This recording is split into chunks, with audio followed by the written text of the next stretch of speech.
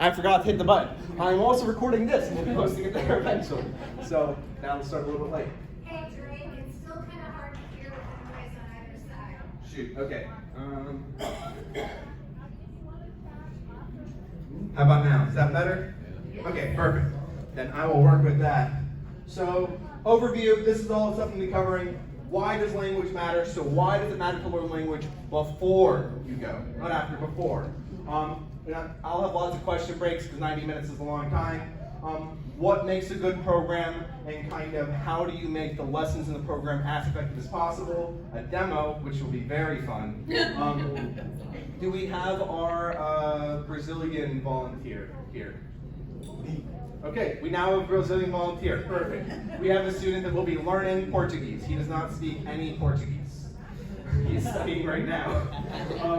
Then another question break, and finally going over 6690's program and exactly what we do.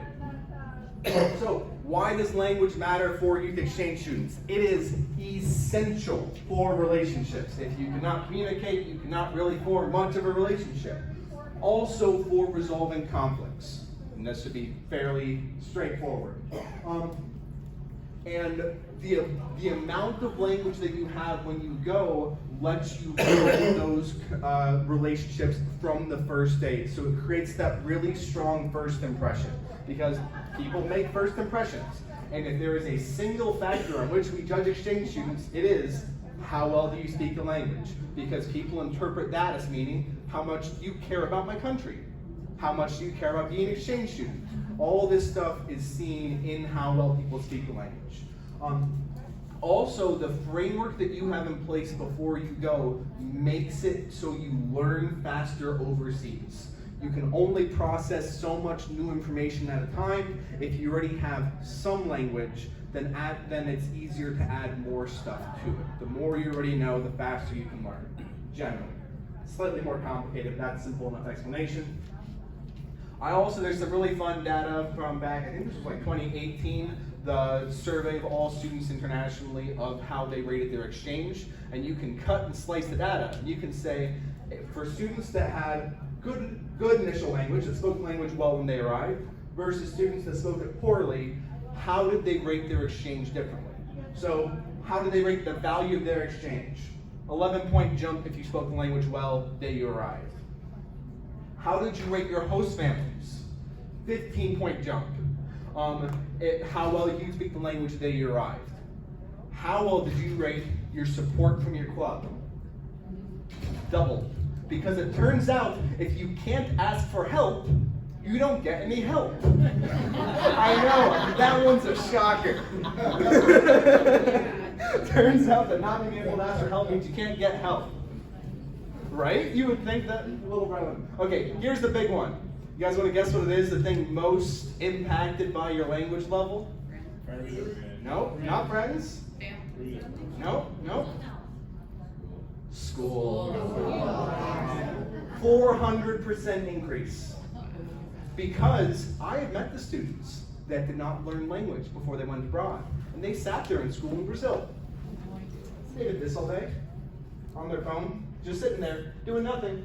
Until eventually the teachers got pissed at them. And the thing is, once you've done that for the first week or first month, they never give you an assignment.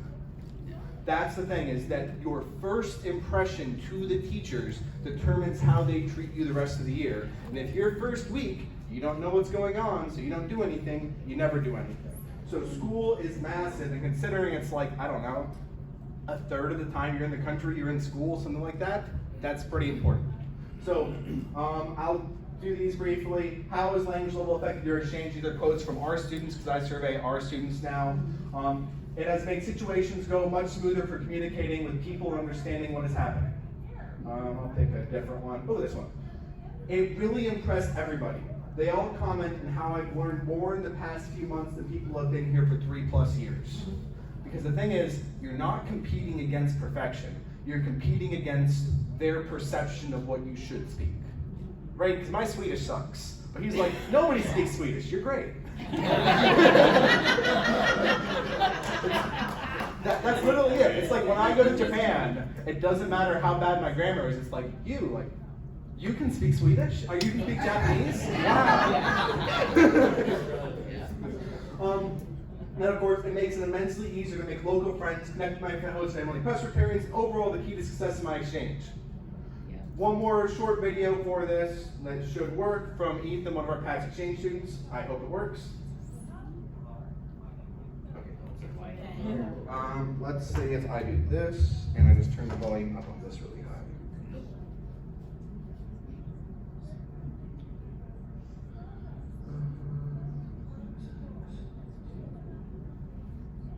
Okay. 50-50 odds, this blows out the speaker. Hello, my name is Ethan Mel. Is that good? I was an exchange student representing the Rotary Cup under District 6690 in Poland in the 2019-2020. And I'm here to talk about my exchange experience obviously, but primarily in terms of the language acquisition that I did before the exchange and how that happened on the exchange and afterwards, of course. So something to understand is that District 6690 places a very strong emphasis for its outbounds, if I remember correctly, to pick up the language before they go abroad. So not long after learning the country of destination, you start learning language. In my case, I learned my country, Poland, in February, very early February of 2018. And a month later, I began learning Polish for about 4 or 5 months before departing in August of 2018. It was just once a week, twice a week lessons, nothing intensive, but just trying to get the basics, a gist of Polish before going abroad, learning greeting, basic phrases, basic commands, if you will, like I'm hungry, or I'm thirsty, or whatever, like I'm tired, simple stuff. But enough to communicate with the host family and to express the basic essentials for surviving. So to speak, for a month or two before actually picking up some conversational ability. In Polish is a highly difficult language, so that was kind of necessary for me. Going abroad though, going to Poland, summing it up, it was difficult at first. It was hard to communicate with a host family in a rural part of Poland where you didn't have much contact with any other exchange students, where they didn't speak English. Their daughter, who did speak English, was in Tennessee on her own exchange in Colorado, so I was kind of from the fire into the frying pan, so to speak. I said the phrase wrong, but long story short, it was very difficult initially. Communication was hard, but those couple months of training in Polish before I did go abroad set me up to quickly pick up the language when I was there, through lessons with a teacher there and through just communicating with my host family. Another difficulty that I posed was some mental health issues, mostly of anxiety when I was there. And I nearly did a couple times have to get on my exchange, but not only because of the difficulties with other family-related stuff, but I managed to persevere. And this was completely thanks to my language abilities, because that managed not only to save my exchange because I was able to communicate actually with my family, what I was feeling instead of just crying or being upset about some cultural misunderstanding. But I was also able to communicate with friends and pick up some cultural contacts that otherwise I would not have had. That sort of taught me a lot of the culture and the food and everything. And I stayed for 6 months until the pandemic forced me to go home. I made friends I had all day, and it allowed me opportunities that I am still taking advantage of. I spend every Christmas with my host family. My relations with them are excellent. I keep them not fluent Polish, I'm not fluent in the language yet, but I speak and converse in pretty well. I would say I'm conversational. And probably the biggest impact it had for me wasn't even related to my exchange necessarily. It was my return to Poland, which I think was completely enabled by the fact that I was able to learn more about Poland through its own language, and I came back here to study in Krakow, where I'm going to be graduating this summer. And while I'm returning to the US, it was obviously a life-changing experience to be able to learn Polish, experience the country in their own language, and learn more about myself and my own country through experiencing another in a true, meaningful way that wasn't just through a sort of performance lens. Really does take off the rest of the classes to, if you could But yeah, I can fully recommend, language acquisition, even just in a short, maybe once a week kind of form before going abroad, because the cost of it is minuscule compared to the amount of benefit you do get from it. So yeah, it's really benefited me in every way, and I can wholesale recommend it. Turn on the game before I blow your ears out. There we go. Is that back to where it was? Perfect.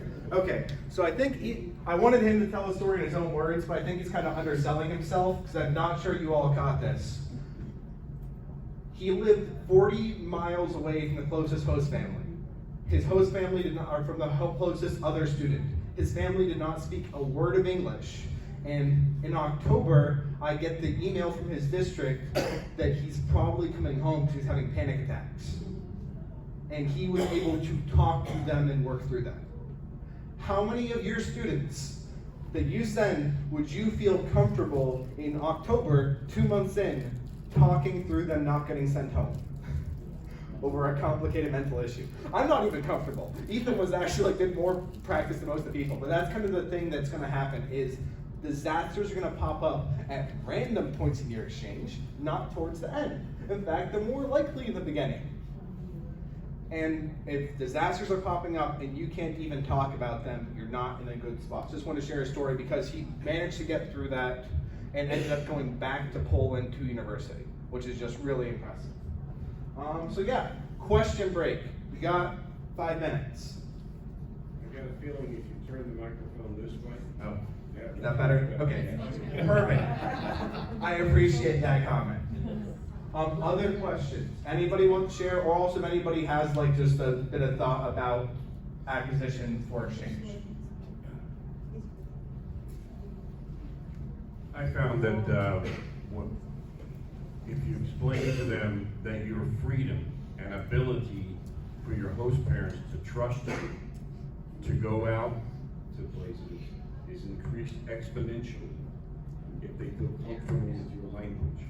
Because if they don't, they're not going to feel comfortable allowing you to go out to places and get lost and never get back home. That seems to impress them more than anything else. And unfortunately, most students don't spend enough time on their language. Or while they're there. Yeah, or while they're there. That's a different issue. Just people want to comment on kind of how important language before going to their exchange. So I think the school issue is really huge. My daughter was an exchange student and she did have some language I don't skills. think mic's working again. Oh. Better? Yeah. Yes. So my daughter was an exchange student and before she went, she did have some language skills, but she did find that when she was in a school, they did not provide any additional support for language learners, which I don't know about the US, but in Canada, language learners are provided a lot of support.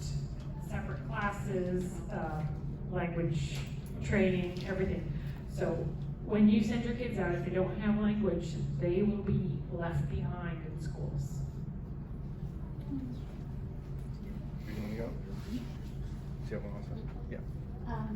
Hello. One idea about school in Brazil, we have part of school works till at 12:1. And what I did in our district, the second part after lunch, I put all the exchange students to volunteer for kindergarten. So at the first period, they study as a regular teenagers, and the second period, they volunteer with the kindergarten. They're helpers in the same school. So the kids, they help them to learn and to improve because the kids just teach them playing, using colors, game. That came it was how I learned English. My host family here, they had kids and they were my best teachers. So I just got this idea and that's working perfectly. I used to say to all my exchange students, when they arrive, if they don't speak Portuguese, they're babies. I won't let them do anything. As soon as they improve their Portuguese, they're gonna get like kids, and as soon as they improve, they're gonna teenager and they get like their freedom and so like that. They all want to learn. Yep. 100%. And actually, I'll comment briefly on the school thing. What we found is that if a student initiates and says, hey, this current school setup isn't working for me, can I do something different? We've had a lot of success in students either going to nearby kindergartens or going to nearby university for culinary class or doing all kinds of varieties of things that are more effective for them. But you know what? You have to be able to ask. So unfortunately, the students that already speak some language end up getting the most help learning their language, which is not totally optimal. But yeah, okay, sweet. That's why I'm sure I've all convinced you, learning language before you go is important. Now the question is, how do you do that? So what makes a good language program? We have gone through everything. We've gone through in-person tutoring, we've gone through pairing inbounds and outbounds, Pimsleur, Rosetta Stone, language camps, variations of all of these. Although I will warn you, if you're taking photos, these are not what we use anymore.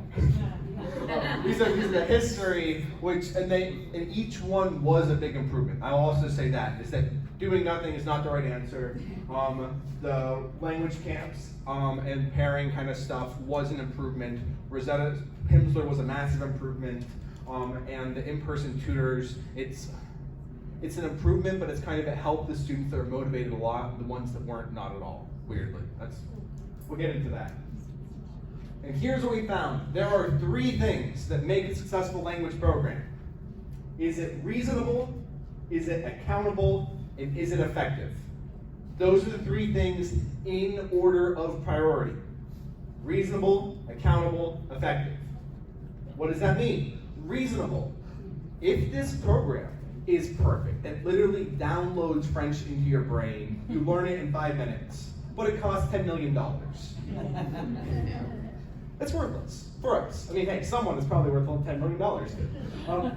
If a program takes students 40 hours a week for 2 months, if the program takes 2 full-time Rotarians running it, so is it reasonable for the students, for the Rotarians, in both time and finances? That is the biggest criteria, because no matter how good your program is, if we can't run it, we can't run it. Next thing, is it accountable? Who in here would like to learn a language? Or is trying to learn a language? Who in here has succeeded in learning a language on their own without forced formalized classes? You heard my Swedish. That is my attempt. I keep trying to learn all the kanji. I've gotten stuck at 200 3 times now. There's 2,000, so that's not great. Yeah.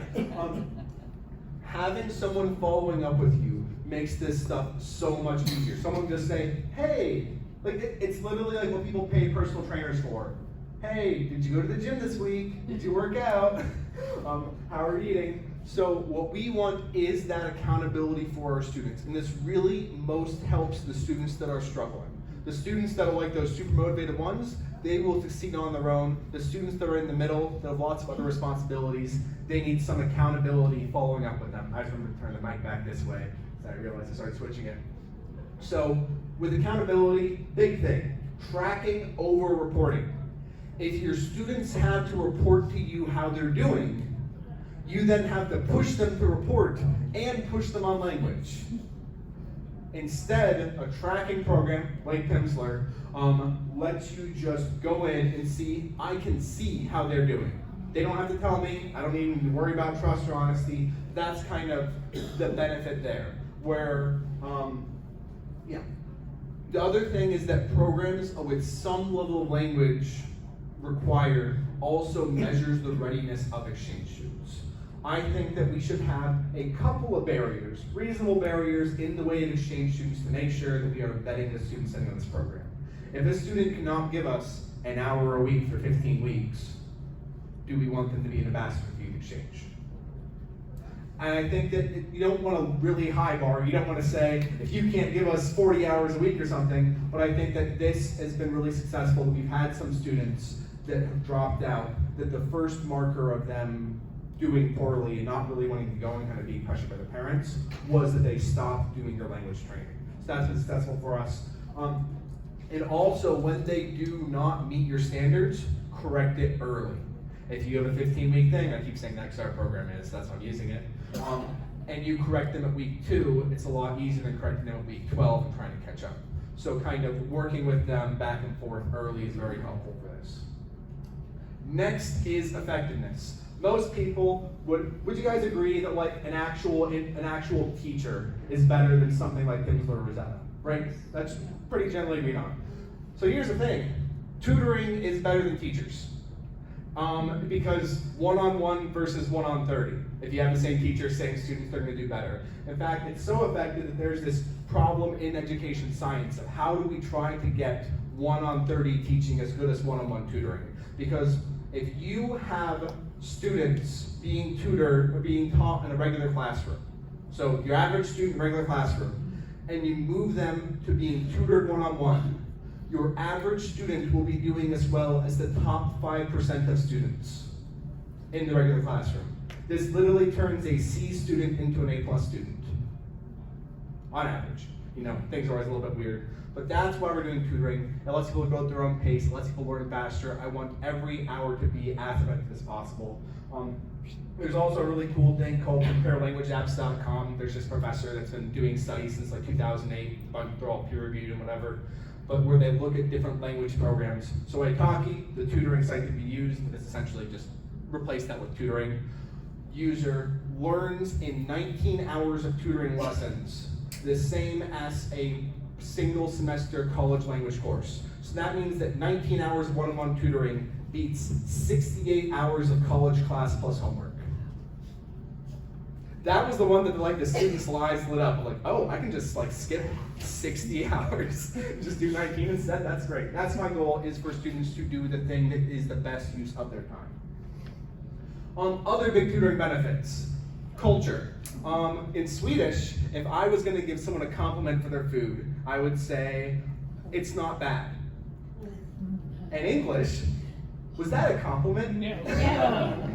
If I plug it into Google, it would tell me that means the same thing, because it's translated. If anybody attended Dennis's presentation earlier with the mistranslations, yeah, you need more context to learning phrases. You can't just plug in Google Translate what is goodbye in Japanese and see sayonara, when sayonara means like final goodbye and you're never gonna see someone again. Like, there are cultural complexities that you're not going to get from something like a replayable app. You're also going to run into lots of accent issues. Taiwanese Mandarin versus China Mandarin, different languages. Brazil versus Portugal, different languages. Even like different parts of South America for Spanish. Apparently, if you go to Paraguay, half their people speak Guarani. It's mixed in with the Spanish, and the person that we were training in Spanish couldn't speak it, which was fun. So with the program we're doing, we are able to actually pick teachers by region of origin, which is great. So another big one is swearing. I want all our students to know how to swear before they go overseas. Do you guys know why? So they don't. Yes, so they don't on accident. Because I was told how to measure, I was like, hey, how do I order a menu? The word they put in there wasn't menu, but I did shout it to the whole restaurant. I want our students to learn swears before they go overseas and kind of learn things relevant to that. Okay, so also going back to effectiveness, I am reporting data. So once again, for reference, Pimsleur was the most successful program that we had up until our switch to online tutoring. And this is how students rated it. They hated it. They were miserable. But honestly, I think what worked with Pimsleur wasn't even Pimsleur. It was that them doing that scared them into doing other stuff to learn the language because they realized how hard it was. Like, that's not a joke. That's actually what I think happened. Because this is how they rate Pimsleur. the program that we now use is called italki. It allows online tutoring for a much reduced cost, which we'll go into later. This is how they've been rating italki in terms of effectiveness, so pretty decent jump. And the other funny thing is that we do a follow-up every 2 weeks on their progress, and it's the exact same follow-up between Pimsleur and italki. Literally, there's no difference. Same 2 weeks, same everything. This is how they rated the deadline to follow-ups to Pimsleur. This is how they rate italki, which is kind of weird, but hey, I think they're just. I think that the follow-up is a lot of the benefit, and they were kind of just rating it based off of they didn't like Pimsleur, so they thought the follow-up was useless. So that's fine. Okay, you're all convinced tutoring's obviously the best way to go, right? Perfect. Well, I'm not satisfied. Let's make tutoring better. Why should we just? There's variations in teachers. Let's try to teach it in the most effective way for what we're doing. This is not the most effective way for everybody, but it's most effective for what we're doing, as far as I can tell. So if anybody is interested in learning how to learn better, would recommend this book. I believe it's been translated to other languages also, Ultra Learning by Scott Young. There are more things to read later, but this would definitely be your starting point on just how to learn things faster. I think it like doubled or tripled my speed of learning things. Would recommend. Because people don't know how, people are usually not taught how to learn. So I'm going to go through a few broader learning concepts. There is a whole learning presentation in the drive that I give to the students. This is just a part of that pulled out. So I'm going to skim a lot of stuff, but this is like an hour and a half's content in like 10 minutes.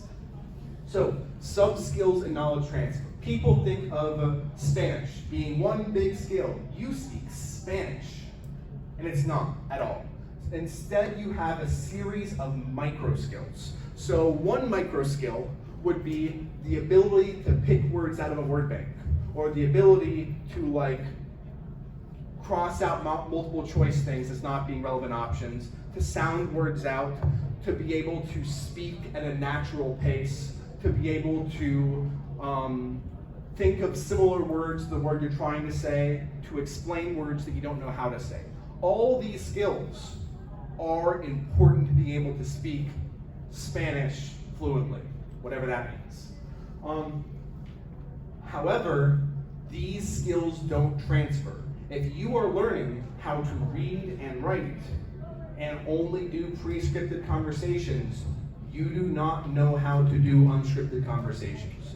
We've had students that are at AP levels, 5 years of French or Spanish, that are not able to have a real conversation. Who here has seen that? Some student that's had many years of a language and cannot have a real conversation. Yeah. And the reason why is that they're not doing the real thing. If you are having a pre-scripted practice conversation, you are never building the hard, tiny little sub-skill of figure out what we're talking about from context clues, or all kind of things like this. So how do you fix this? You do the real thing all the time. If you want to have real conversations, you just sit down and you have real conversations from week 1. Okay. It's going to sound scarier later when I come back to it. And then, once you have done the real thing, you recognize, oh, this is where I'm weak. This is the little sub-skill I need to work on. For language, it's going to be vocab 9 times out of 10. You just need more words. Then you go back, you train that little sub-skill, then you come back and do the real thing again. And we're now going to do the real thing every week, and it's like, oh, apparently I don't know how to speak in the past tense. Learn that, come back to start talking again. I need to figure out words for whatever. Do that, come back talking again. Doing the real thing over and over is really what drives this forward, which is why that talking tutoring is going to be more effective. Spacing, this is also really big. I would rather a student study once a week for an hour for 15 weeks than study for 40 hours in 1 week. The longer you space things out to a degree, like if you space things out so far you forget between, it doesn't work, but like you space out at a reasonable pace, you're going to remember things better if you have them spaced over a longer time. Also, for very difficult things like language, you need time to take a break and decompress. Like, I've been in an intensive 8-hour-a-day language boot camp. I probably learned for the first 2 hours, and then I was just kind of like banging my head against the wall, like nothing more is fitting. I need to sleep, please. So us spacing things out to a degree, as much as possible, is going to be beneficial, which will come a little bit later. Now, busting through the surf. So, when you speak a language well, it's actually fun to practice. Like, I'm nervous every time I pull back out my Spanish, but I actually enjoy talking in it, and I'm excited. When I talk in Swedish, it's rough. You'll be good.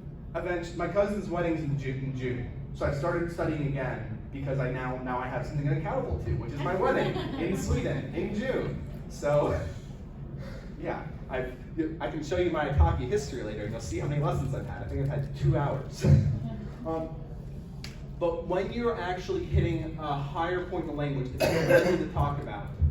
The beginning stages, though, where you're stuttering through every conversation and taking like 5 minutes for a sentence and asking them to repeat 10 times, it's miserable. And here's the thing that those AP Spanish students that couldn't speak figured out. Have you ever had the student that said, oh, I don't want to speak until I can do it perfectly with no mistakes? It doesn't work. It's not real. Because reading well doesn't translate to speaking well. If you want to speak, it's kind of, if you're going into an ocean, there's this region of like waves breaking over you, it's kind of cold and unpleasant. You can just walk down the beach and stay in that region forever. You can do 5 years of Spanish and never get to actual fluid, pleasant conversation. But if you just dive in and go for it, you can be speaking fluidly so quickly. So my husband did this. We were planning to go to Brazil because I lived in Brazil, and it ended up not happening because of COVID, but he learned Portuguese. We went on a walk for an hour a week, spoke only Portuguese on the walk, and we went, and he met with a tutor once a week for an hour. He was speaking better than I've ever seen a first year, second year Spanish student speak in 4 weeks and 2 hours a week. It's just totally different.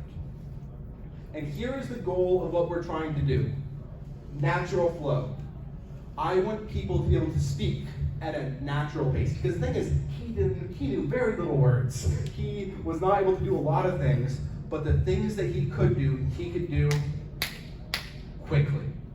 He could, if you said a sentence and he only knew 3 words in the sentence, he would recognize all 3 words. Where normally, with a new language, you need to repeat it 10 times to actually hear all 3 words that you know. So that's what we're trying to go for, is specifically the natural conversation flow of quickly speaking and listening. And the reason, this is our top priority. 1, because it's so unpleasant to learn it that if we don't force students to do it before they go abroad, they're going to take forever to do it abroad, because they do.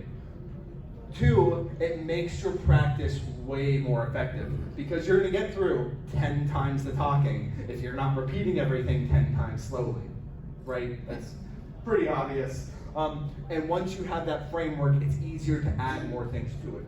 And also, it makes speaking so much more fun and pleasant.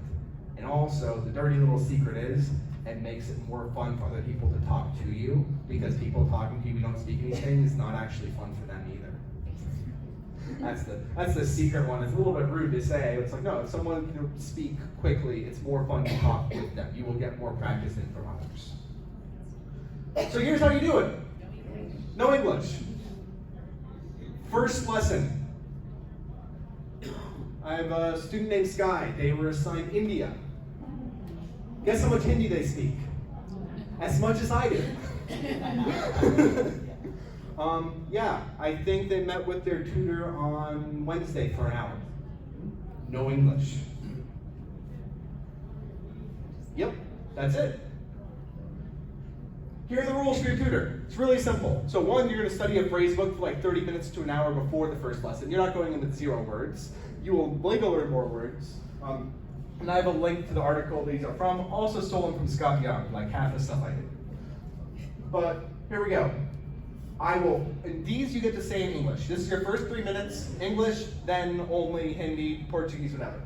So, I only want to speak Hindi, whatever language I'm learning. I can maybe, if like a thing is really confusing me grammatically, we can make an exception. I'm going to use a dictionary, Google Translate, when I get stuck. Because guess what? When you're abroad, you're going to use a dictionary, Google Translate, when you get stuck. Actually, you should learn the skill of using a dictionary well and fill in words that you don't know. That's not my button. Okay. You want them to write down everything that they're saying when you ask, because you want notes of like, hey, what are we talking about? So I can make flashcards. Also, if you want to put it in the dictionary yourself. And finally, you will tell them, it's going to be really awkward and slow.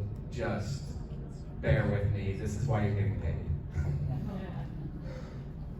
And that's it. So remember, the goal from this is to start hitting that natural flow. That we are going straight into conversation. That is the goal. Conversation.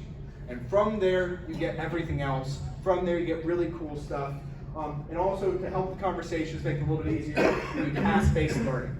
So task-based learning is the idea of you assign a communication objective. I want to tell you guys what my job is.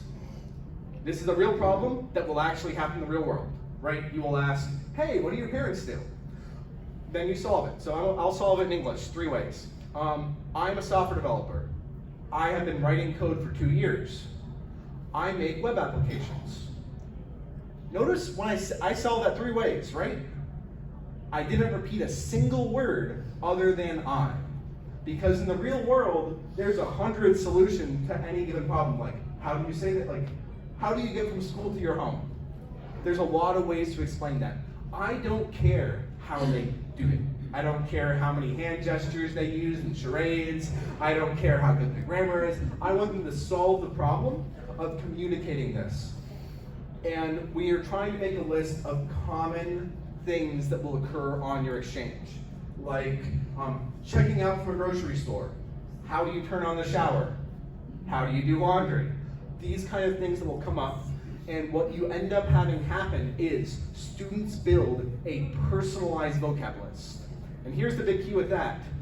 In Spanish class, I learned ¿Dónde está la biblioteca? But I never asked anybody ever where to go to the library when I was in Ecuador. I never went to the library. It just didn't happen. I did need to explain, my dad is an entrepreneur, my mom's a graphic designer. Guess what Spanish class teaches that? I don't know, because none of them did. I mean, eventually, in some year they would have taught me that. But for our student, like I have a student right now abroad in the Czech Republic, and they need to explain that they work on cars and computers as a hobby. Where is that in the vocab list? On his vocab list, it was item like 3, because that's what's relevant to him. Doing real world tasks builds you the vocab that you need, not the vocab someone else thinks you need. Okay. And that's it. That is how our tutoring lessons run. As a demo, hey Gavin, do you mind sitting with the mic and speaking, telling us how much Portuguese? Okay. Para quando tempo você estava falando português, você estudava bastante, como assim? Not what we just said. Okay. And our Brazilian volunteer. Okay. Either of you. Okay.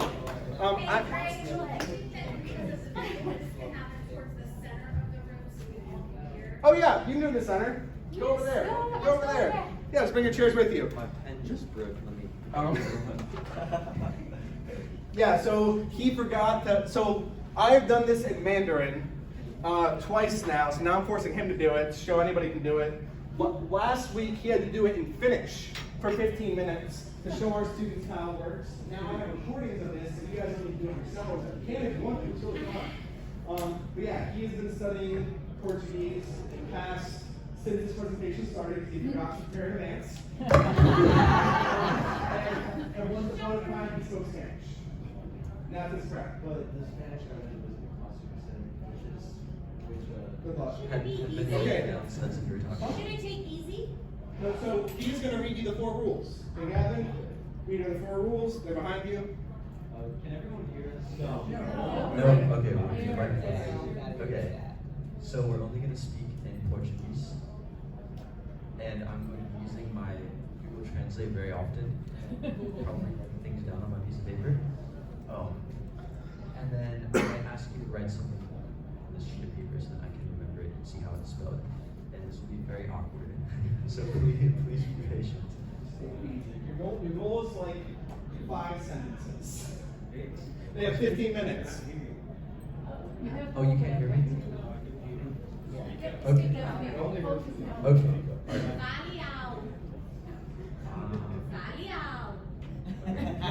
Fale alto. We can hear her, right?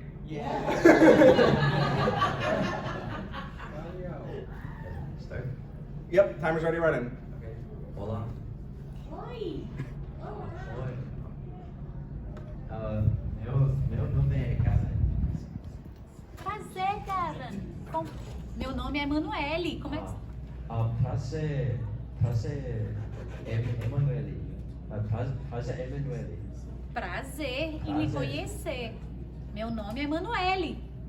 Prazer Em te conhecer. em te conhecer. Prazer em te conhecer, Emanuele. Prazer em te conhecer, Emanuele.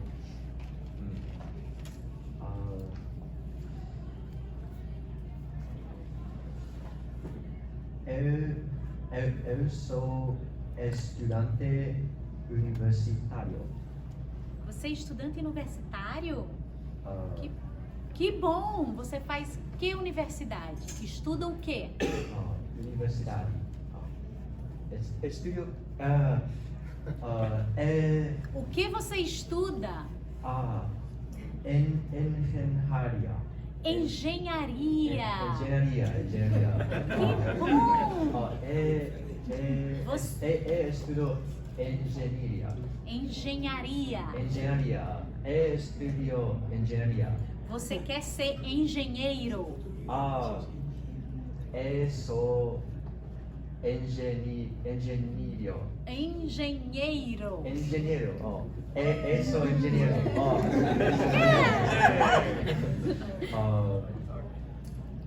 Eu sou estudante universitário. Eu sou engenheiro. Very good. Muito bem!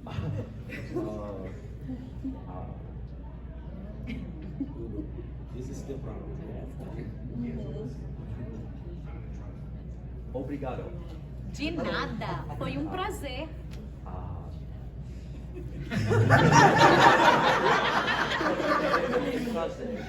Prazer.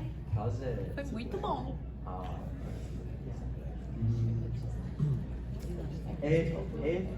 Tenho irmão. Você tem um irmão? Irmão. Irmão.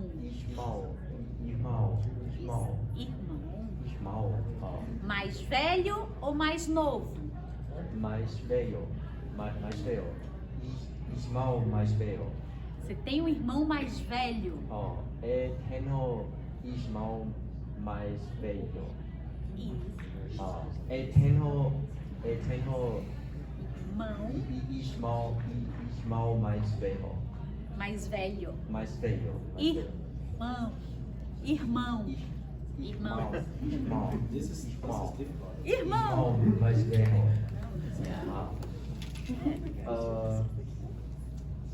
Tu? Eu tenho 3 irmãs. 3 irmãs. Todas mais novas. Todas mais novas. Mais novas. Tu tenho Eu sou a mais velha. a mais velha. Can you please hold the microphone straight out from your mouth? That's it, like that. Much better. Eu sou irmão mais Novo. novo. Eu sou irmão mais novo. Eu tenho irmão mais velho. Muito bom!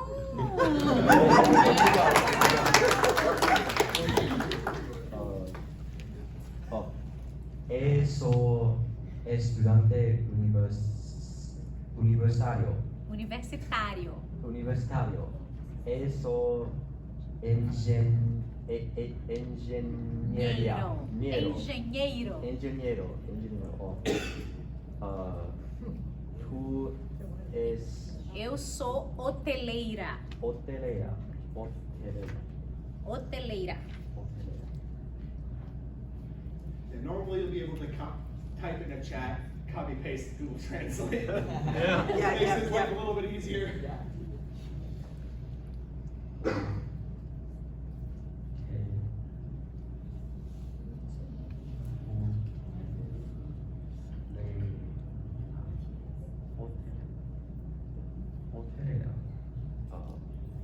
호텔. Aham! Tenho hotel. Eu tenho um hotel.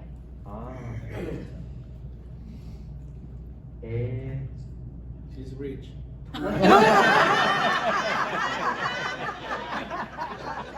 Eu trabalho num hotel.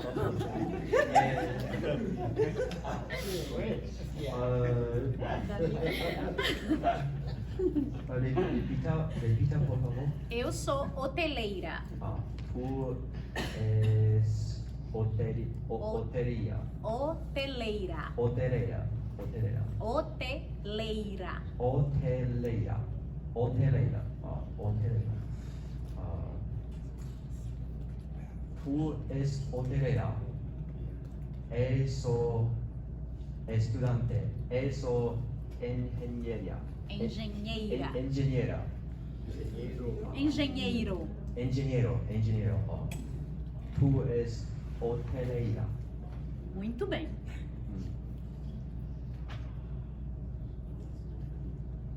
Meu pai é professor. Seu pai é professor. Professor. O meu pai é engenheiro. Minha mãe é finanças. Finanças.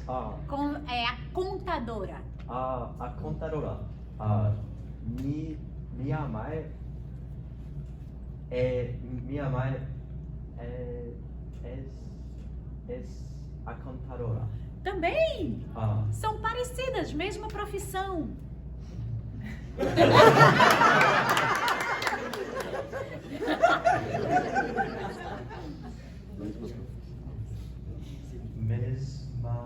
Mesma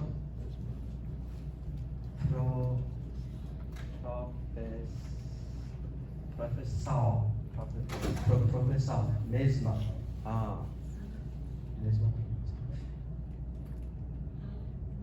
Meu mãe.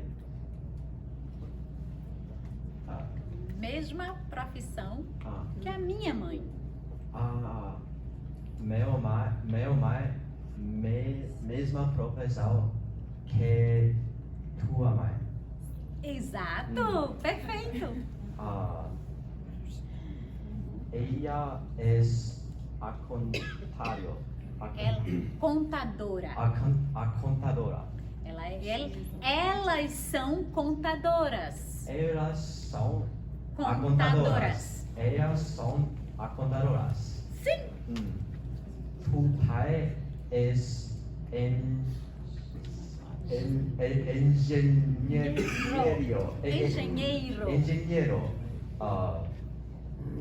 É mesma profissão que eu sou. Que eu sou.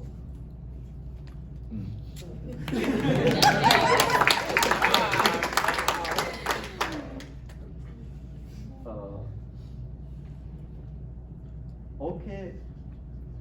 Is it not working? Okay, você gosta de comer? Camarão.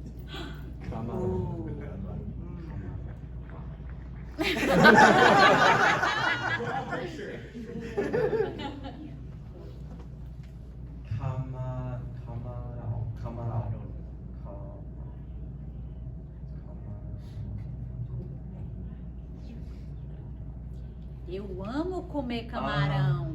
Camarão.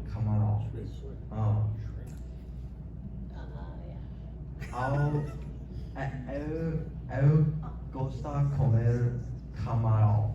Você gosta de comer camarão também? Também. Ou você gosta de comer camarão também? Eu adoro comer camarão. Eu adoro comer camarão. Vamos comer camarão? Vem. Perfect.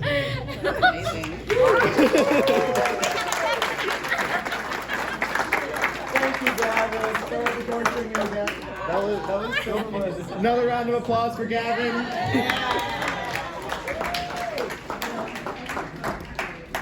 Make sure I'm set up. So you guys listening to that, you could hear what's going on. Who here has seen an exchange student struggle through the same kind of process at some point? Imagine if you could track them, so they struggle through that for an hour straight, how much faster they would have gone than struggling through it through like 2 minutes and giving up, 2 minutes and giving up. Instead, they go through that for an hour. And that's the first day. They leave with a migraine. Yeah. And it's the second day. Yeah, literally, I'm very grumpy after my Swedish lessons. Second day, also rough. Third, it's okay. Fourth, going better. Fifth, sixth, they're already speaking. It's that fast. And anybody can do it. What about kids who just don't talk? Like, I don't know, like some kids just don't chat. Yes, so actually we're on a question break right now. So that is a perfect time for a question. Let's see, let me make sure I have this set to, okay, 30 minutes. So, just ask a question from the audience. So for kids that are not super social and don't chat.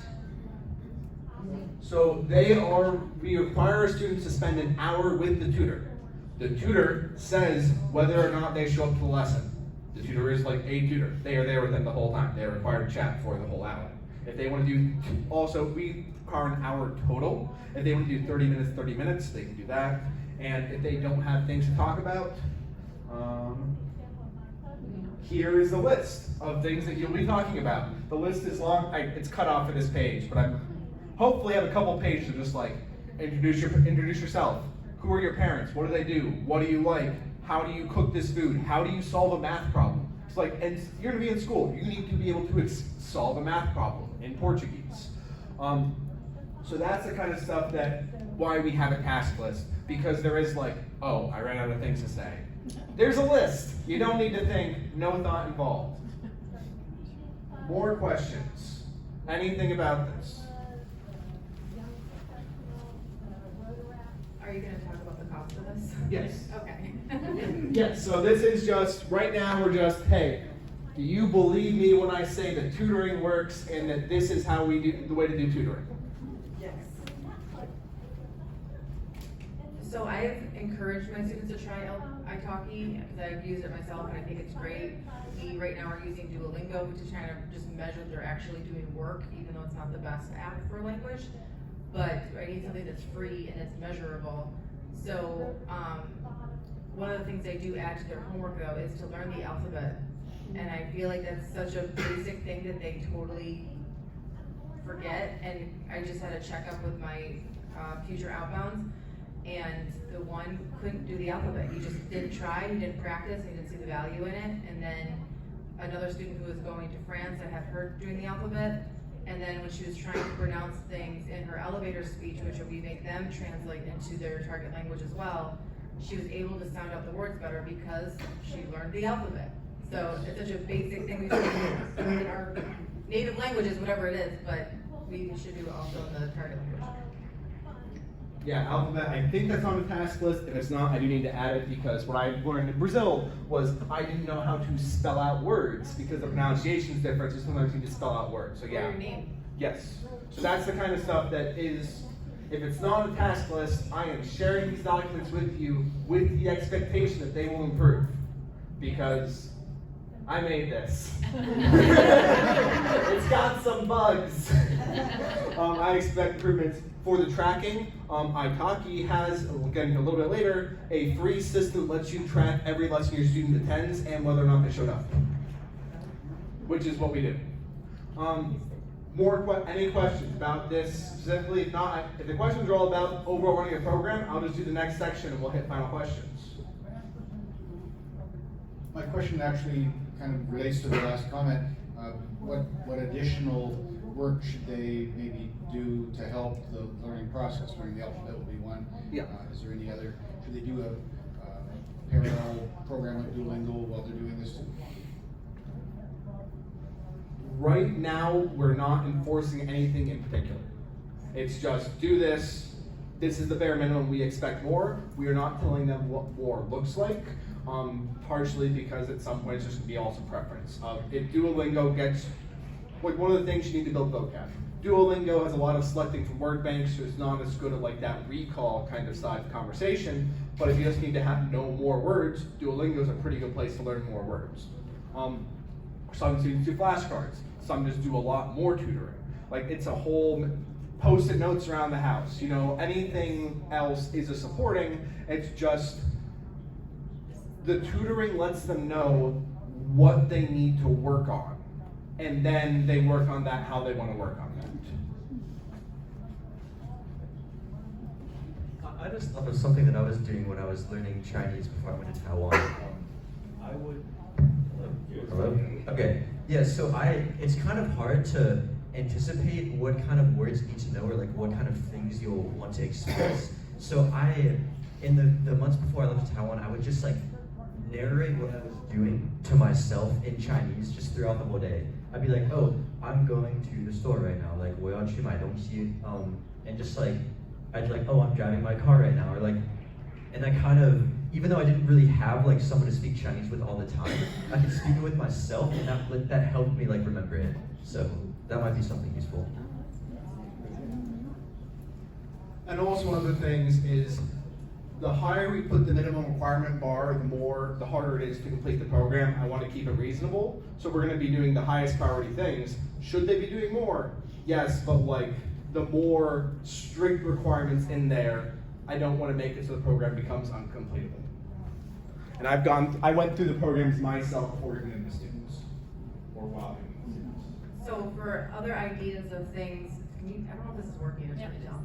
It So for other ideas, if you need them, some of the things that I require for my students is to change whatever they're watching into subtitles. Put subtitles on anything and everything you're watching, or change the language and then put on English subtitles.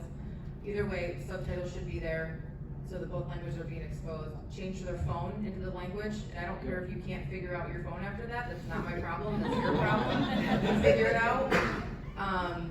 I have them look up different YouTube channels of like top 10 destinations, top 10 things to eat, just a bunch of top 10s for their country they're going to.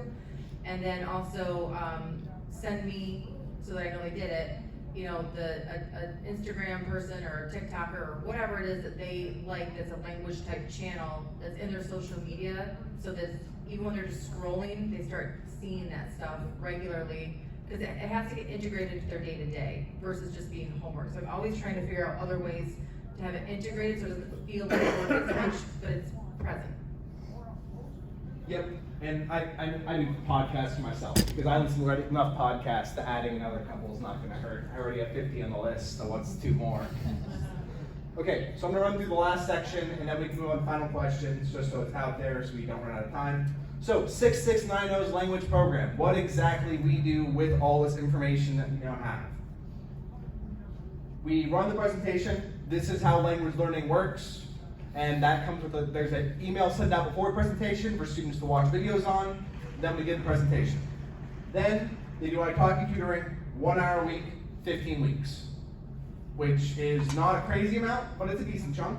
It takes them from country reveal to the end of the school year. Over the summer, it's more, we expect them to keep learning, but we don't have a strict dictate. You are allowed to study ahead. So if a student knows they're gonna have spring break, like you need to have at least an hour a week average at the end of each week. So if you want to do 2 hours, 2 hours, 2 hours every week, and then take a break for 2 weeks, that's fine. We're okay with that because spring break happens, because finals happen. If you're scheduling lessons with another person, it's harder to fit into your schedule than studying on your own.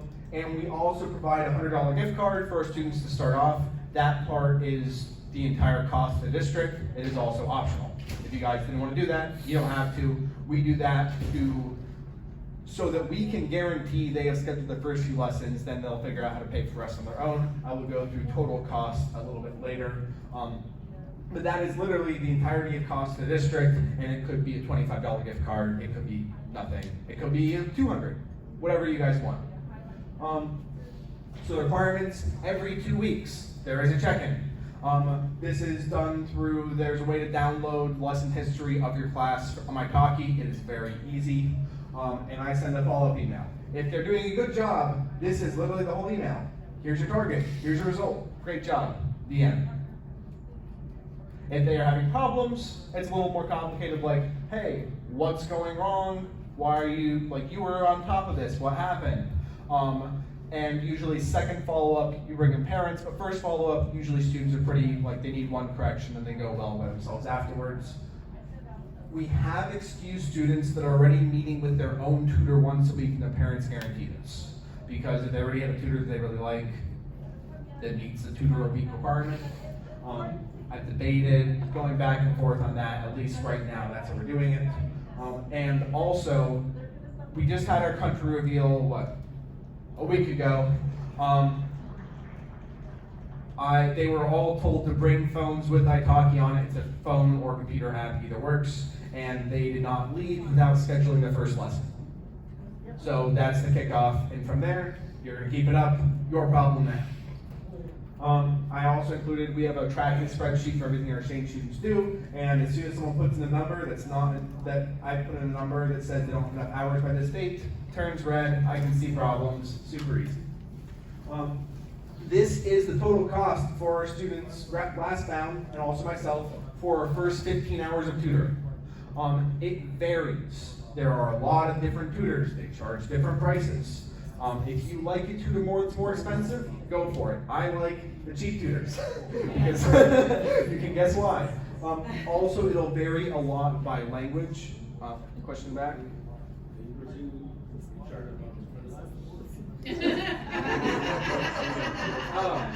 Okay, I'll give you a slight explanation for this kind of pricing. So when I went to Brazil, I paid $70 an hour for a tutor that had to drive 40 minutes each way to see. And that's pretty normal for the US. You know what I pay now for Portuguese tutors? $6 an hour. Yeah, usually you can get tutors under $10 an hour. Some countries are more expensive. The country has a small population and high standard of living, like Sweden. I never pay under $15 an hour for a Swedish tutor. I'm very bitter. And you get to pick, hey, I want someone of Taiwanese origin. There were cheaper Taiwanese tutors, I checked, he just liked someone who was expensive. But kind of around $200, under $200 for most of the students for the first 15 hours, the required part. This is total cost between parent and district. That is more expensive than Pimsleur. It is way cheaper than boot camp. That's where the price is. We're carrying effort required. I think this is very important, is how much, because Pimsleur, I love lots of things about it, dealing with its interface was not one of those things. We inform the parents early, so like when they're applying, we tell them this is going to be a requirement. We do training presentations, and then every 2 weeks, I check a spreadsheet. This is my spreadsheet. You can see how I stopped studying between 2020 and 2023. Yeah. And you're just like, oh, okay, by the 5th, I had this many total minutes of lessons completed, that turns into this hours. You can see whatever other stuff is in the package, single, price. These don't really matter to you, other than they're doing the language, how many minutes, they're on time, and this only gets filled out if the teacher says they were there in attendance. So every 2 weeks, check the spreadsheets, fill it out, and then send out an email. So it does that automatically? Yeah, I have to download this spreadsheet and read it. But the spreadsheet's made automatically. Oh, right, you just download it. Yep, I'll show you how briefly afterwards if we have time. And if we don't, in the documents, supporting documents, I made a how-to manual of how to set up your account, how to add students to it, remove students, send them money, pull their tracking information. I think that's most of it, maybe like one other thing. But I made a manual in there of how to do things, because sometimes tech is hard. And this is better than Pimsleur, still not, like everything can be easier or harder. Explanation to students, blah, blah, blah, the presentation. We reinforce this often. We reinforce the importance of language often, and that this is the bare minimum. My goal with this is not to restrict the superstar students. This is to pull up the students that are not superstars. So everybody is at a decently high level, and once they've done this, the other learning is more pleasant. Compared to this, Duolingo is great. Duolingo is super easy compared to this. You can just do like 40 hours of that. We reinforce it all the time. We talk, our Rotecs are involved. They will do the practice session. Our inbounds talk about how important language is. Yeah, and then summer it's self-directed. I have thought about upping number of hours. I don't know. That's where we are. Some of this is still in progress. If you want to make sure the parents are on board, just say, hey, this is a cost of the program. Approximately $200 if you want to have them cover it all, approximately $100 if you're covering half like we are.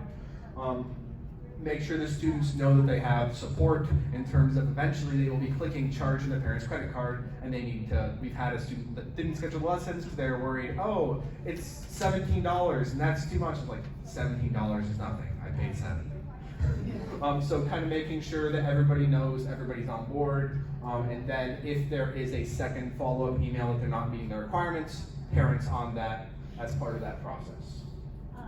So yeah, judge your program, please. Is it reasonable? Hour a week, 15 weeks. You saw the amount of carrying effort. I think it's pretty reasonable. Is it accountable? We see what they do, we track them, we follow up. Is it effective? For the number of hours spent, as far as I can tell, it's the most effective program. Is it perfect? No. Our different districts are going to do differently, but this is kind of where we are, and I'm pretty happy with it. It's a 3.0. I'm looking forward to 3.1. Next steps, because I have many. More data, so I want other people to do this because many brains are better than one brain. So I want to see how it works for the people. I'm collecting survey on our students on how they're doing with it since the new batch has started this. I'm gonna start getting videos of student progress I'm really excited about. So I got the videos of our students when they were assigned their countries. Like the girl assigned Hindi, the video is, I don't speak Hindi. And then halfway through the tutoring, end of the tutoring, and then first few months on exchange, I think that's going to be big because students will see a reasonable expectation of 0-2 speaking. Because this last time I had a student with Czech and Bosnian, and they didn't speak a single word, they didn't say hello. And at our final weekend, I talked to them, and they could say random sentences. Like not a, here's a script that you already know. It's like, say what your dad does for work. Like, he is a car person. Which, you know what, that's not great. For having not spoken Bosnian a couple months ago, and you weren't prepared for that question, that's what I expect. Like, that is the goal. It's not perfect, it is adaptability, speed, that kind of stuff is what we're training. I'm also, and I didn't put on here, we're also looking at doing it for short-term programs, doing a half requirement. We're gonna be trying that this year. Last year we tried something short-term, didn't work that well, second try. I'm interested in kind of promoting students to keep using tutors while they are overseas to help them progress there. Next steps, DVD. Students to the US. This is online, it can be done from anywhere. They have lots of English tutors. The English tutors are actually pretty cheap. Are we gonna require this for students coming to our district? Maybe. They also do like a standardized English proficiency test. So we might do like a, hey, send this test if you get below this score, do this many hours. These are all potential TBDs. The biggest one is, I want all of you to think about this and come back and tell me why it's stupid or why it's great and do things and tell me what you did. Then of course, the obligatory thank you slide. I'm a Youth Exchange student twice over. My parents met partially through Youth Exchange. Like, this is an amazing program. I am here because of all you doing great work. So thank you. Any questions and contact info? I can also pull up stuff. I have internet access, so I can pull up things if you want to see anything in particular. I just want to know if you require the tutors to be native. No.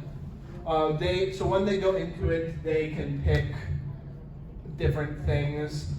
I want them to pick tutors that say like they're from. If we're trying to target a specific accent, it has native options where it'll say like this dialect, but I don't really know if it says like native or I actually don't know if there's like a full native feature on iTalk. There probably is a filter for that actually, but I will do like a regional filter for the tutors. Well, I've never heard of iTalki. Yep. I don't know what it is. I don't know how you contact them. Yep. I don't know who picks the tutors. Yep. I don't know how you determine how much to pay tutors. How do you know the tutors have been trained? Do they pick the tutors? Could you just go through some basics of a program I never heard of? Sure. I will go through the basics of the program. I had it pulled up for this question or a similar question. So they do have a system of vetting tutors of how they allow them to come in, and they are paid and they are rated similar to an Airbnb, Uber, that kind of thing. The students are allowed to pick their own tutors. They also have a thing that allows you to do a trial lesson at a discount, as low as like $1 for like 30 minutes. So I want to learn. Someone shout out a language. French. French. Okay. Learn French. There's not too many different dialects of French, so I'm not gonna do one Belgian. Let's do Belgian French. Also, if I spoke Italian and wanted to have someone that also spoke Italian to make translation easier, you can also do that kind of thing, but I'm not going to. And I guess Belgian French is moderately expensive. But yeah, you can go through. They have a thing of, is this person a professional tutor, like they have been certified to do this for a job, or are they the community tutor or just kind of a less certified person? For what we're doing, you saw what it was. It is a conversation. You don't need to be a certified tutor for it. In fact, I'd recommend against it because the certified tutors usually have their own programs they want to do. We're doing something different. If you like them, you like them. The students are allowed to go with who they like. If you look at a person, you can watch a video of them like introducing themselves and talking. And yeah, there's also filters on it. There's one of the videos in the drive does go through.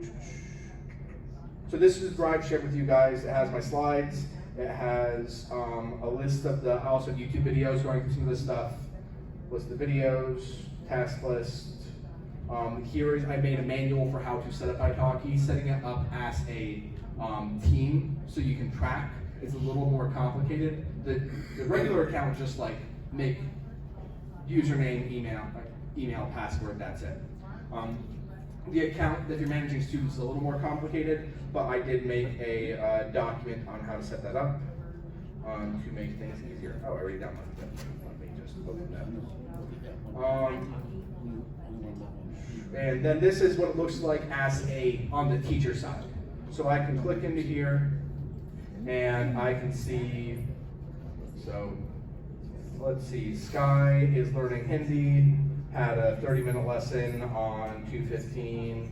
Nora, something went wrong with the lesson, but it was on this date Mandarin. I can click into members, click on myself, and this is where you do a download lesson report, which this is that Excel you saw earlier. So there's a lot of stuff that I'm a little bit leaving out. Most of this should all be covered in the extra guide documents. Like I said, it's a 4.5-hour presentation because I'm trying to fit in as many things as possible. So here you can go and you see your lessons, when they were timed. But I think they have some stuff on the website about how they select tutors. They are, their standards are high, so I've had some students try to apply for it because they wanted this part-time job to practice language and weren't able to get it. But yeah, hopefully that answered your question, maybe? Yeah, okay.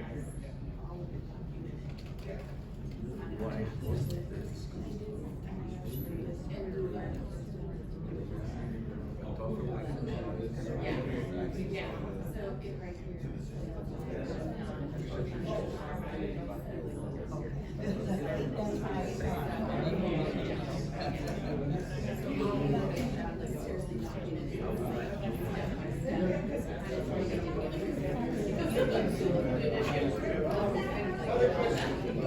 I'm sorry, he was asking the question of why do most of it, everybody, so he's asking the question of why do most districts here in the U.S. require a language proficiency test in English? The answer is I only work with inbounds. I cannot answer that.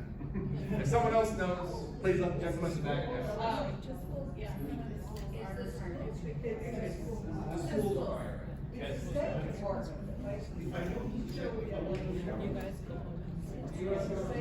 Yeah, the right.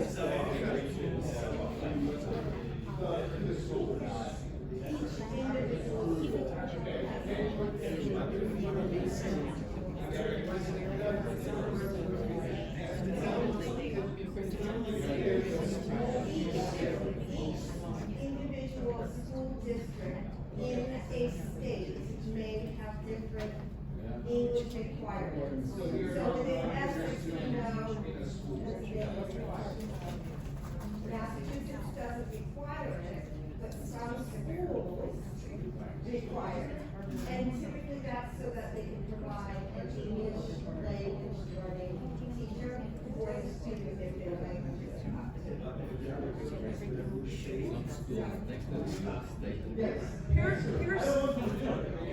Here's, I actually prefer our students not to go to a ESL class. I want them to be, I want them to have the actual experience of learning how to do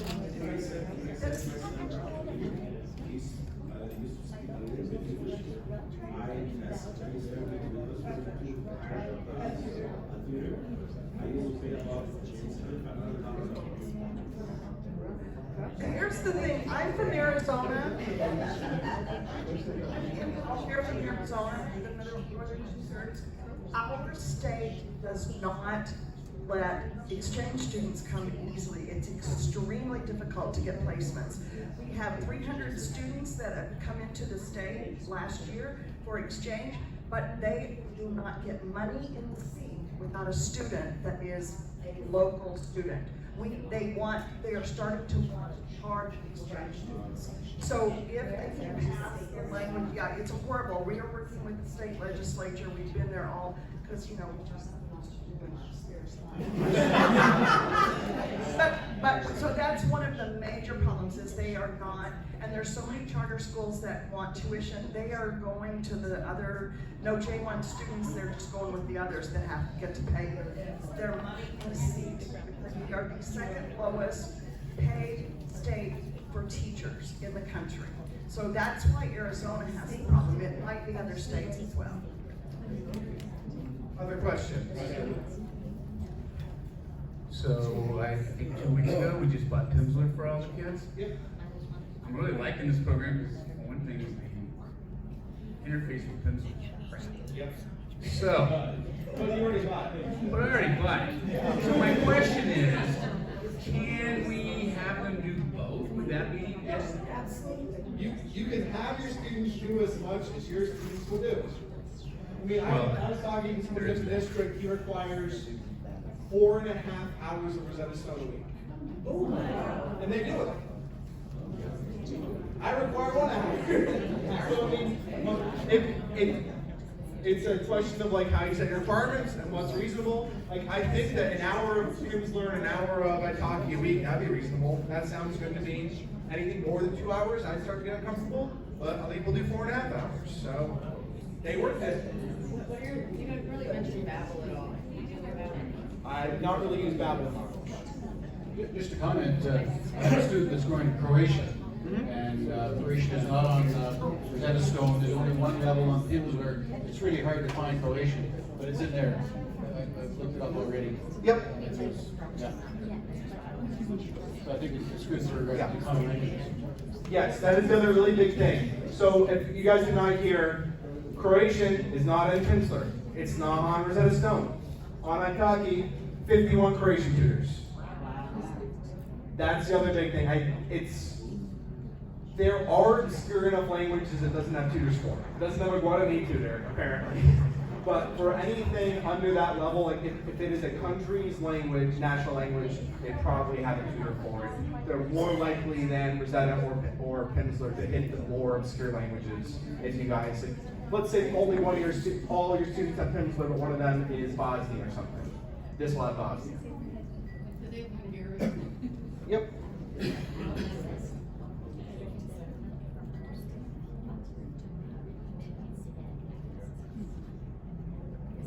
$60 Hungarian tutors starting at $5 an hour.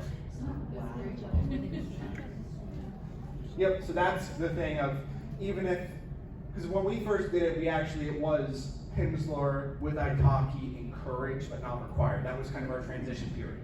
So if you want to do a mix, the nice thing with this is there is no setup cost. The thing for you to be a teacher administrator is entirely free. It is just paid per lesson. So if you want to be like, okay, we'll have our students do 5 hours and see what happens. Didn't you say it was only for 20 students though? Yeah, sorry, I will also clarify that. The free version of it is only up to 20 students. Some districts might be higher, but you also could try to break it up into multiple things. Like if you have more than one administrator, the costs start to get pretty big after 20 students, which I just didn't know districts. How many students do you have? 7. Good job.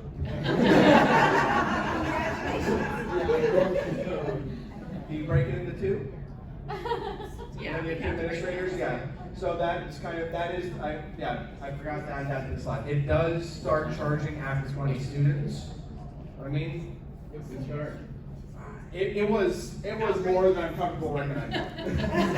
Yeah, I mean, It's all documented. You don't. It's too much after you're saying this is a 4.5 hours. yeah. Yeah. You gotta do some homework. Oh, you wanna be told everything? Oh, come on. $10 a month per user. Per user on top of lesson costs. So like I said, once you get above the 20, it gets expensive fast. We might be able to try doing a similar thing to Rosetta and Pimsleur to see if we get a discount. We haven't yet, because nobody's been using it except me. Maybe a couple of the districts like separately. So that might be something worth trying, but for now, it is not really that cost effective above 20 users. Do they have a referral program? I don't remember. There's a referral program for individuals. I think it's like you get $10 credit to your account, $10 to their account if they buy 20 credits or something, $20 credits. None of my links are the referral links, just because I don't want to get paid for recommending them. So I didn't use any referral links. If anyone wants to send me money anyways, feel free to ask me for my referral link, and I will send it to you personally. I didn't want it in any of my documents. Yeah. Thank you. Happy to.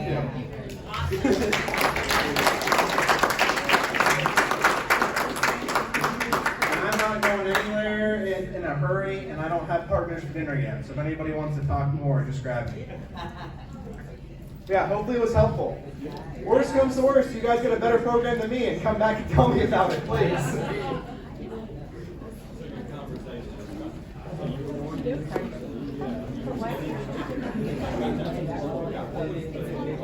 My goal was assignment to country. All right, so country assignment to end of school semester.